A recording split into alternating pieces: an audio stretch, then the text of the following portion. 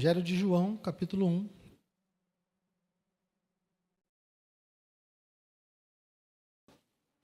Nós vamos ler dos versos 1 ao 14. Evangelho de João, capítulo 1, versos 1 ao 14. Diz assim: No princípio era o Verbo, e o Verbo estava com Deus, e o Verbo era Deus. Ele estava no princípio com Deus. Todas as coisas foram feitas por ele, e sem ele, nada do que foi feito se fez. A vida estava nele, e a vida era a luz dos homens. A luz resplandece nas trevas, e as trevas não prevaleceram contra ela. Houve um homem enviado por Deus, e o nome dele era João. Este veio como testemunha para testificar a respeito da luz, para que todos viessem a crer por meio dele. Ele não era a luz, mas veio dar testemunho da luz. A verdadeira luz que, vinda ao mundo, ilumina toda a humanidade. O Verbo estava no mundo. O mundo foi feito por meio dele, mas o mundo não o conheceu. Veio para o que era seu, e os seus não o receberam. Mas a todos quantos o receberam, deu-lhes o poder de serem feitos filhos de Deus, a saber, aos que creem no seu nome, os quais não nasceram do sangue, nem da vontade da carne, nem da vontade do homem, mas de Deus. E o Verbo se fez carne e habitou entre nós, cheio de graça e de verdade, e vimos a sua glória, como a glória do unigênito do Pai. Obrigado, Senhor, pela tua palavra. Ajuda-nos nessa noite, ó Deus, que o teu Espírito esteja sobre nós, falando conosco, nos ensinando, nos alimentando, ó Deus, que não seja eu, que o Senhor não permita que as minhas incapacidades, que as minhas falhas, que os meus pecados impeçam a tua igreja de ouvir a tua voz nessa noite. Eu te peço, Senhor, que o Senhor fale apesar de mim, para a glória do teu nome, em nome de Jesus. Amém. Pode sentar, querido.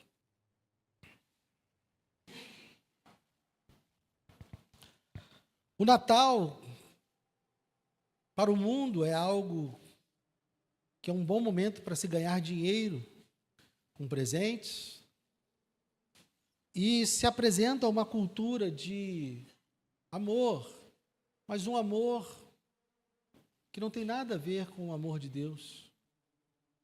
Nós, na igreja, também costumamos apresentar o Natal como uma resposta de Deus para o pecado humano.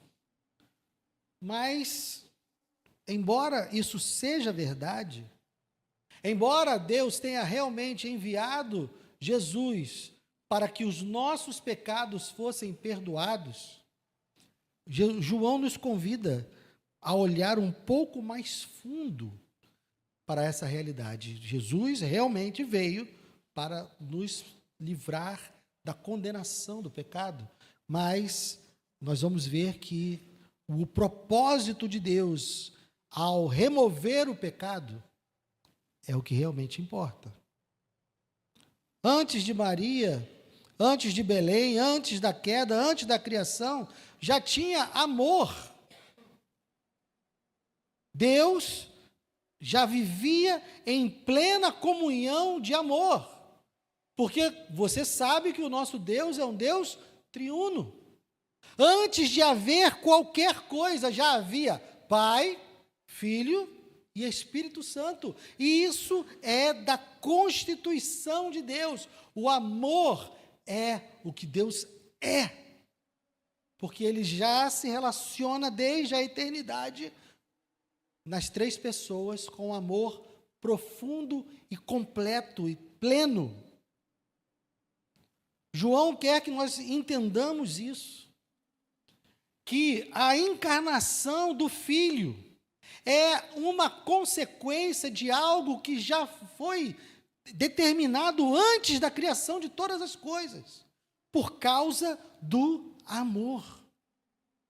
A encarnação de Jesus não é um plano improvisado, mas é a continuidade das demonstrações de amor que Deus faz desde a criação.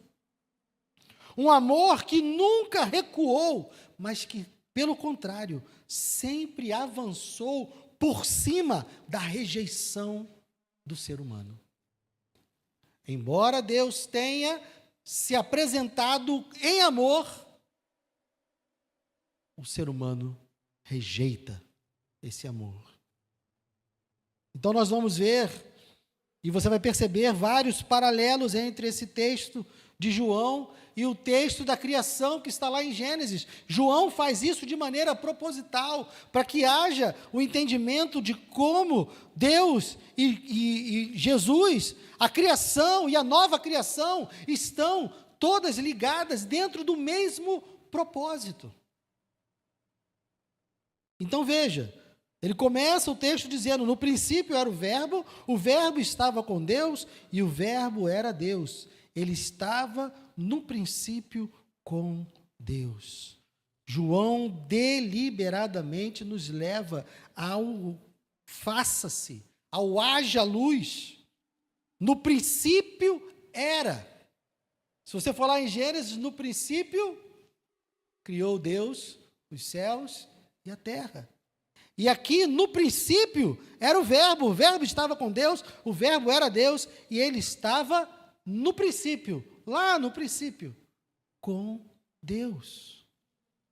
O verbo sempre existiu. E essas afirmações caminham juntas. O verbo estava com Deus e o verbo era Deus. Elas caminham em conjunto. O verbo estava com Deus nos apresenta uma distinção pessoal. Uma outra pessoa. Mas essa outra pessoa é Deus. O verbo era Deus, uma unidade de essência. Esse é o mistério da Trindade. Deus, um único Deus, em uma única essência, que se manifesta em três pessoas. Eu e você passaríamos a eternidade aqui, tentando compreender plenamente, fazendo várias analogias, comparando com várias coisas, mas nós não temos, na nossa mente, a capacidade de compreender na totalidade o que isso significa. O que nós sabemos é que só existe um Deus. E nós sabemos que o Pai é Deus, que o Filho é Deus, que o Espírito é Deus, que o Pai não é o Filho, o Pai não é o Espírito, o Filho não é o Pai, o Filho não é o Espírito não é o Pai, o Espírito não é o Filho. Mas eles são um só. E são o nosso único e verdadeiro Deus. E isso está expresso aqui, o verbo estava com Deus e o verbo era Deus. Ou seja, meus irmãos, antes de que houvesse mundo, antes de que houvesse tempo, antes de que houvesse qualquer outra coisa na eternidade, além de Deus, já havia amor. A eternidade de Deus não é uma eternidade de solidão, é uma eternidade de comunhão. Deus existe eternamente, desde sempre, em comunhão. A comunhão entre o Pai, o Filho e o Espírito. Nunca houve um momento de solidão no universo. O Pai ama o Filho no Espírito desde toda a eternidade. Entender isso, meus irmãos, é crucial. Por quê? Porque nós ficamos nos perguntando por que Deus criou todas as coisas. Por que Deus fez todas as coisas? Por que Ele nos criou? Por que Ele nos chamou a um relacionamento? Sabendo que sempre houve comunhão, sabendo que nunca faltou relacionamento para Deus, que nunca faltou amor, porque Ele é amor, e essa existência trinitária sempre foi suficiente. Nós podemos entender que a criação não foi feita para suprir uma carência de Deus. Deus não nos criou porque Ele estava se sentindo sozinho. Porque Ele já tinha companhia plena, perfeita. E um relacionamento pleno e perfeito. Nós não fomos criados para suprir uma carência, uma necessidade de Deus. Deus age a partir da plenitude do amor. Deus olha para essa vida que ele tinha, uma vida que já era compartilhada entre Pai, Filho e Espírito, e ele decide expandir esse relacionamento para que mais pessoas pudessem ser beneficiadas desse relacionamento. Então, quando Deus nos cria, Ele nos cria para compartilhar a vida que Ele já tinha. Ele está doando a nós algo que Ele já tinha de concreto. Ele não estava recebendo absolutamente nada na criação. O que Ele estava fazendo era compartilhando. O que Ele estava fazendo era doando. Então, a vida que Deus criou é uma vida compartilhada. Ele compartilhou a vida. Versos 3 a 5. Todas as coisas foram feitas por Ele, e sem Ele, nada do que foi feito se fez. A vida estava nele, e a vida era a luz dos homens. A luz resplandece nas trevas, e as trevas não prevalecem contra ela. Então vejam, a criação não nasce de necessidade, a criação nasce de generosidade. E João continua dizendo, a vida estava nele e a vida era a luz dos homens. A vida não é algo que Deus possui. Deus é a vida. Deus, quando compartilha a vida, Ele compartilha de si mesmo. Ele apenas comunica algo que Ele é. Ele compartilha de si próprio. Então, a criação não é algo funcional. A criação não é algo como se alguém estivesse apenas moldando um brinquedo, ou moldando uma máquina, ou construindo algo. Não, a criação é algo relacional, porque Deus está compartilhando de si mesmo com a criação. E toda a vida que existe é um espelhamento, é um compartilhamento da vida do próprio Deus. Então não é um brinquedo, não é algo à parte, é algo que vem da sua própria vida. O homem é criado para viver à luz dessa vida, em comunhão com o seu Criador. Sem comunhão com o Criador, não há vida. No momento em que o homem se separa de Deus, o que entra na criação é a morte. Porque separar-se de Deus é separar-se da vida. Só há vida em Deus. Mas João dá uma antecipada na atenção aqui e nos diz, no verso 5, a luz resplandece nas trevas, e as trevas não prevalecem contra ela. As trevas avançam, não porque Deus falhou, mas porque o homem, a criatura, rompeu o seu vínculo, rompeu a sua comunhão com Deus. Deus foi rejeitado pela sua criação. Deus esbanjou do seu amor e, voltando-se lá para Gênesis, Ele entregou o mundo inteiro para Adão e Eva e disse a eles, vivam, dominem sobre toda a terra. Mas eles rejeitaram a Deus no momento em que decidiram desobedecê-lo.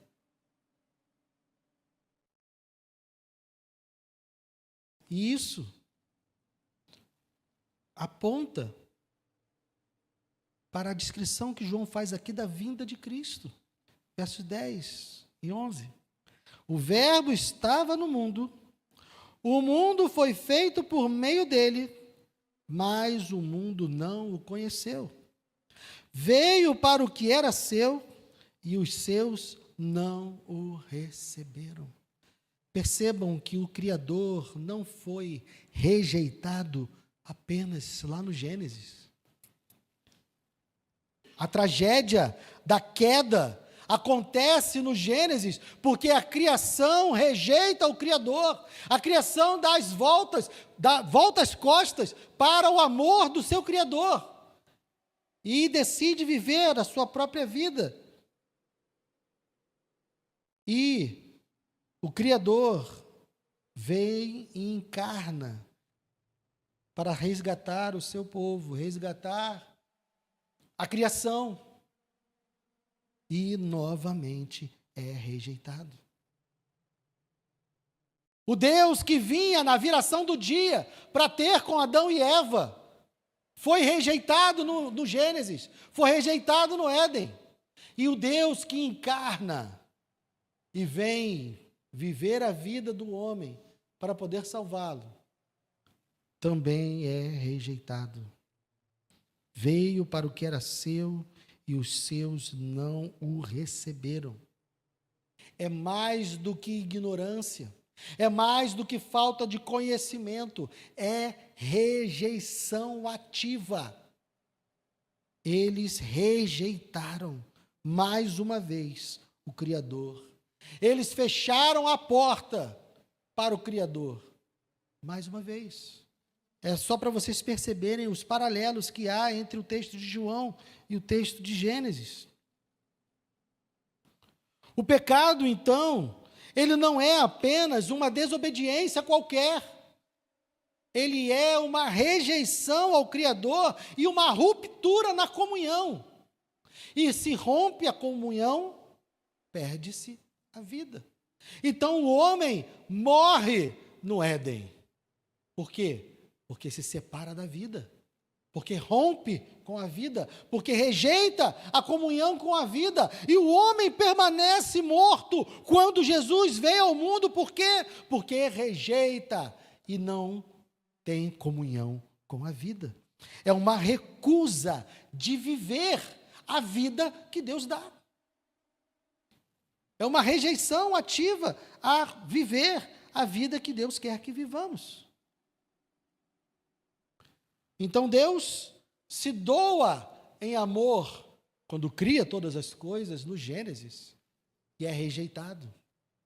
E Deus se doa em amor quando envia o seu Filho para viver nesse mundo e nos resgatar, e é rejeitado. E a grande pergunta é: o que Deus faz? Deus desiste? Deus recua? Não. Deus avança com seu amor eterno.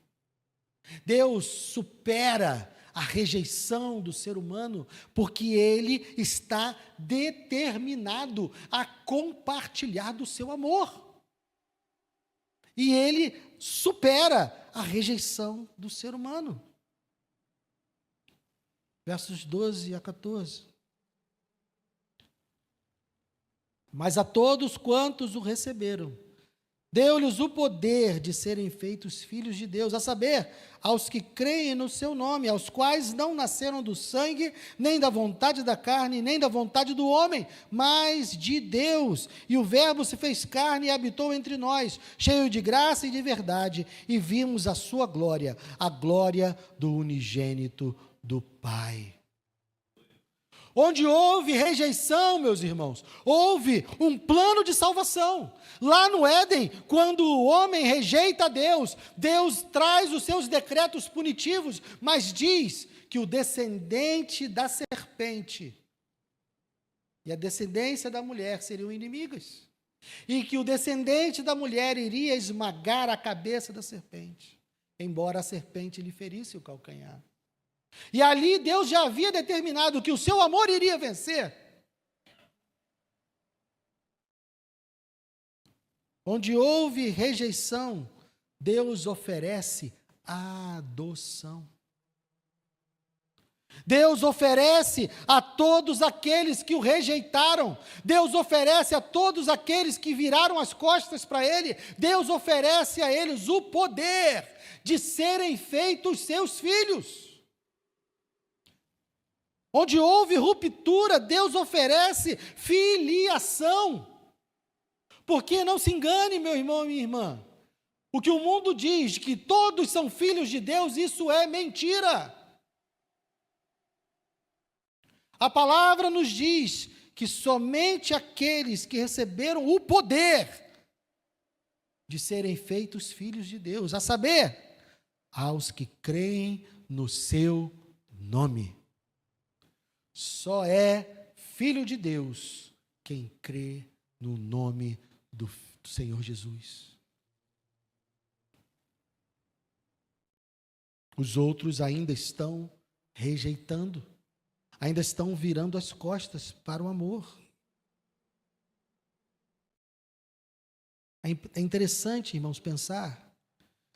Eu não sei vocês, mas toda vez que converso e prego o Evangelho, e converso sobre o Evangelho, e converso sobre o amor de Deus com outras pessoas, elas têm uma visão, e acho que talvez nós, como igreja, tenhamos alguma responsabilidade nisso, mas eles enxergam no Evangelho, eles enxergam na ação de Deus, um Deus punitivo. Um Deus que tem prazer em castigar. E que nos subjuga, e que nos domina, e que nos obriga a viver uma vida limitada. Essa é a visão que o mundo tem. Talvez nós tenhamos responsabilidade nessa visão, talvez nós não estejamos sabendo comunicar o Evangelho. Mas o que a palavra nos apresenta é que toda a motivação de Deus, desde o princípio, é amor. Ele criou todas as coisas por amor. Ele criou um povo e formou um povo para si por amor. Ele enviou o seu filho para morrer na cruz por amor. Ele está salvando pessoas hoje por amor. O Evangelho é a expressão do amor de Deus. Nós precisamos aprender a comunicar isso. Talvez nós não estejamos vivendo isso e por isso não consigamos comunicar isso. Você não obedece a Deus por medo dele. Nós obedecemos a Deus porque entendemos o tamanho do amor dele por nós. Nós entendemos até onde ele foi por nos amar, por querer ter um relacionamento conosco. Então nós, quando abrimos mão da nossa vida, quando abrimos mão dos nossos desejos, quando nos arrependemos dos nossos pecados, não é para fugir do inferno. É para corrermos para os braços do nosso Criador amoroso. É por amar a Deus e não por temer o inferno. Porque por medo do inferno, qualquer oferta que nos livrasse do inferno, estaria bom. Nós precisamos corresponder, amar ao Senhor. E talvez porque nós estejamos vivendo mais com medo do inferno do que por amor a Deus. Talvez o evangelho que a gente comunica seja um evangelho que fala mais da punição e do rigor de Deus do que do seu amor. Mas saiba, meu irmão e minha irmã, quando você estiver com a sua família, no dia 24, quando você estiver prestes a servir a ceia, eu não sei se vocês ainda são daqueles que só comem depois da meia-noite, espero que não, porque é uma tortura muito grande para quem gosta de comer, né? Mas eu não sei em que momento você vai servir a sua ceia, mas quando a sua família estiver reunida, quando seus filhos estiverem lá presentes, a sua mãe, seus primos, toda aquela galera do quintal, eu também não sei como é que vai ser o seu Natal, mas eu espero que seja um Natal cheio de pessoas ao seu redor. Lembre a todos os presentes que Deus é movido por amor. E tudo que Ele fez até hoje é porque Ele ama. E o maior prejudicado por esse amor é Ele. Uma vez uma jovem, há muitos anos atrás, veio me perguntar: Guilherme, por quê? Por que Deus botou a árvore lá no Éden? Se Ele sabia que o homem ia cair. E por causa do pecado, agora estão todos sofrendo e muitos morrendo e indo para o inferno. Por que Deus fez isso? E eu respondi a ela: eu não sei te responder o porquê. Eu só sei que o maior prejudicado por ter colocado a árvore lá foi Deus. Sabe por quê? Porque todo mundo que vai para o inferno por causa daquilo que fez. É simplesmente colheita. Plantou, colheu. Agora, a cruz não foi mérito. O único que sofreu punição sem merecer foi o próprio Deus.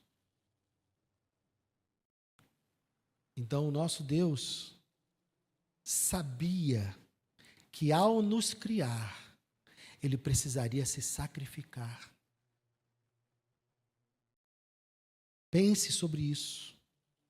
A cruz, como eu disse no início, não é um plano B. A cruz não é algo que acontece no meio do caminho. A queda não é um acidente que Deus não previu. Deus, quando decidiu nos criar, Ele já sabia que precisaria sangrar por nós.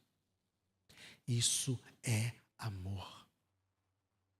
Eu e você estamos aqui por amor, porque Ele nos amou.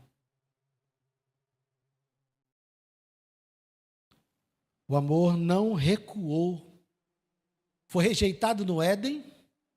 Se você olhar a história de Israel, foi rejeitado diversas vezes ao longo da história de Israel. Quando encarnou, foi rejeitado novamente.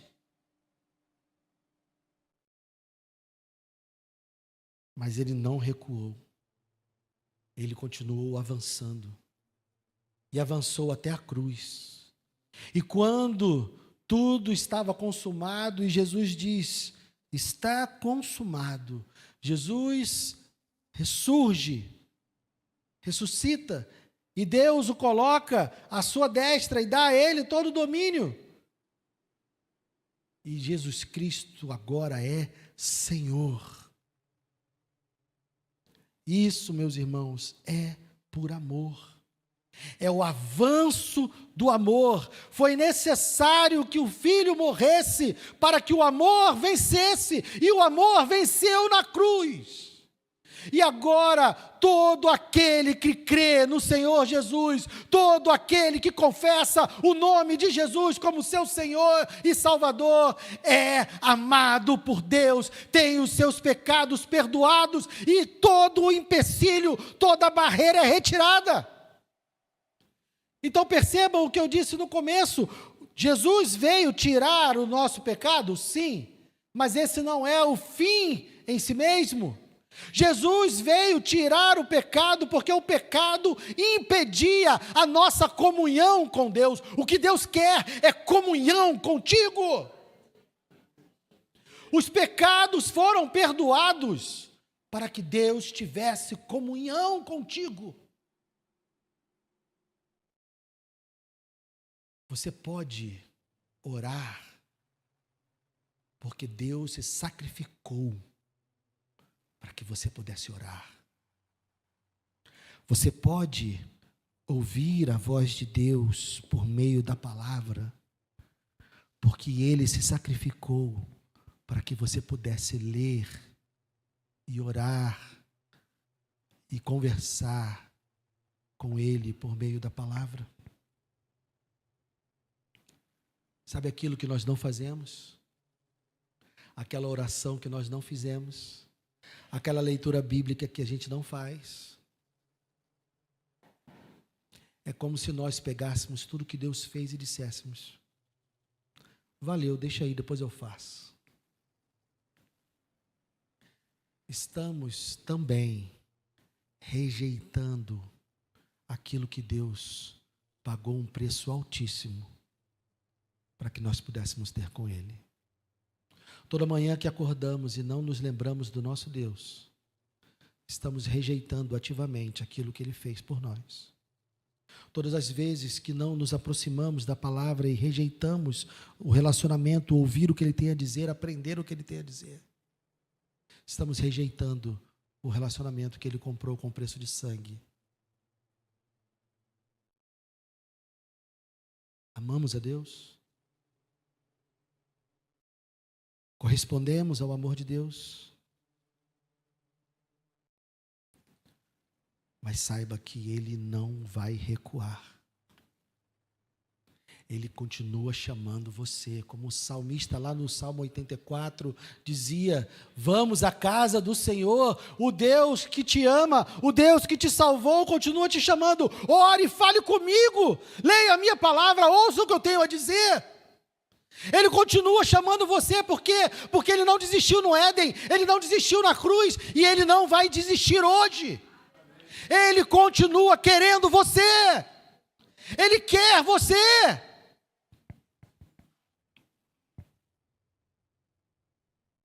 Aquele que vinha ter com Adão e Eva na viração do dia, lá no Éden, Ele está habitando entre nós hoje.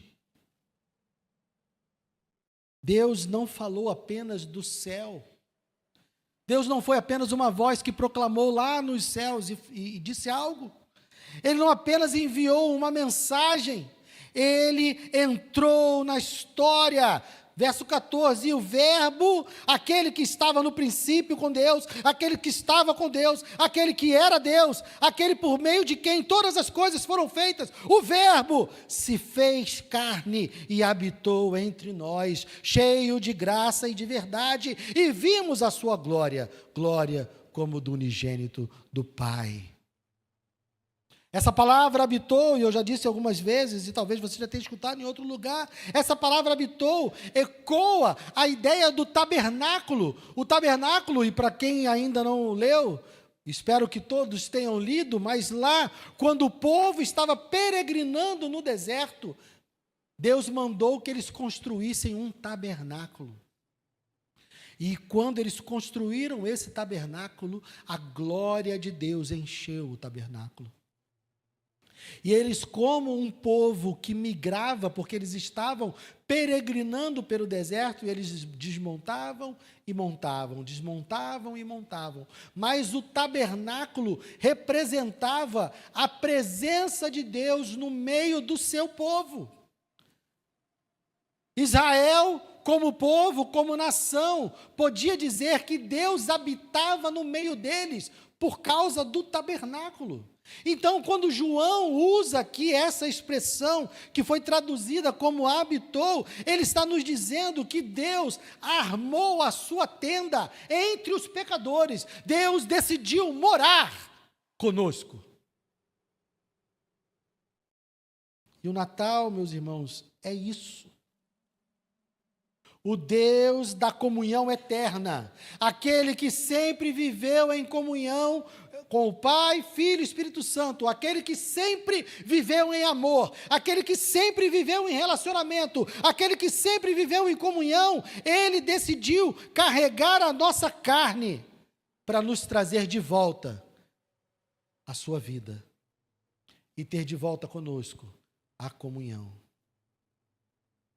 Porque quando o homem se separou de Deus, ele perdeu a vida, perdeu a comunhão. E Deus disse: eu não vou desistir. E Ele providenciou um meio para que nossa vida voltasse, para que nós tivéssemos uma nova vida e tivéssemos de novo comunhão com Ele. É isso que significa o Natal. Deus está determinado, Deus está empenhado em fazer tudo o que é necessário para ter um relacionamento contigo. Ele quer você. Ele ama você. O Natal não é apenas sobre uma criança numa manjedoura. O Natal é sobre um amor que não desistiu. Um amor que está empenhado.